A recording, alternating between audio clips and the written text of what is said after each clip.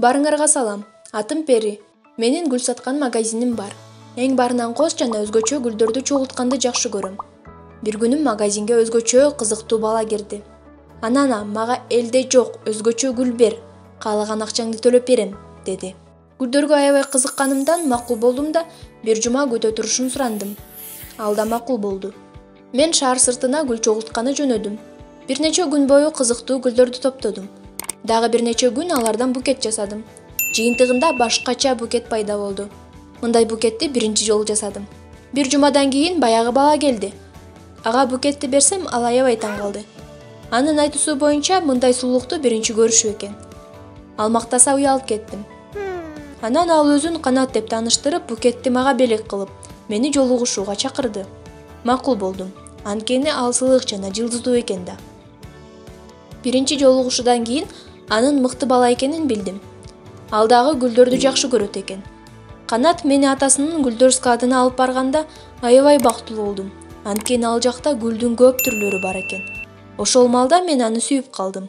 Бир жолу кокустан телефон менен сүйлөшүп жатканын угуп калдым. Жумушу тууралуу сүйлөшүп жатыптыр. Жакында ал мага толугу менен ишенип калат. Ошондо гүл магазинин сатып алам, деди. Таң калып калдым. Түшүнбөй турдум. Менин кичинекей магазинимди эмне кылат? Анан баарын интернеттен билдим. Көрсө ал чоң гүл саткан компаниянын ээси экен. Дүйнө жүзү боюнча магазиндерди ачышыптыр. А менин магазиним болсо жакшы жерде жайгашып, көп клиенттерди тартып турат экен. Менин ишеничиме кирип, бизнесимди урдап алганы жатыптыр. Жиним келип, анын үйүнө бардым. Баарын билем. Менин гүл магазиним менен мындай кылышка эч кимге жол бербейм, дедим. Эмне дешти билбей калды. Анын көз карашынан мындайды күтпөгөнүн билдим. Ал баарын түшүндүргөнгө аракет кылды. Мен укпастан кетип калдым. Күндөр өтүп жатты, ал кайра келип кечирим суранганын койбоду. Бирок мен эч көңүл бурбадым. Бир күнү магазиндин ээси келип, экинчи бул жерди арендага бербейм, деди. Эмне үчүн деген суроомо жооп ала албадым. Ошентип келишим чачырады. Муну Канат эле кылды деп ойлодум. Бирок мен жаңылыптырмын. Ал келип мындай болуп кетишин каалаган эмес экендигин айтты. Көрсө атасы гүл компаниянын ээси экен.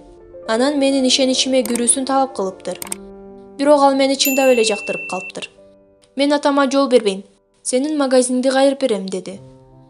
Анын сөзүнөн кийин бир нече күн өттү.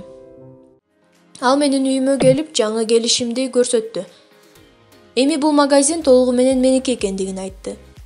Мен аябай кубангандыгымдан кантип бул көйгөйдү чечкендигин сурабай калыптырмын. Жаңылыктардан угуп калдым.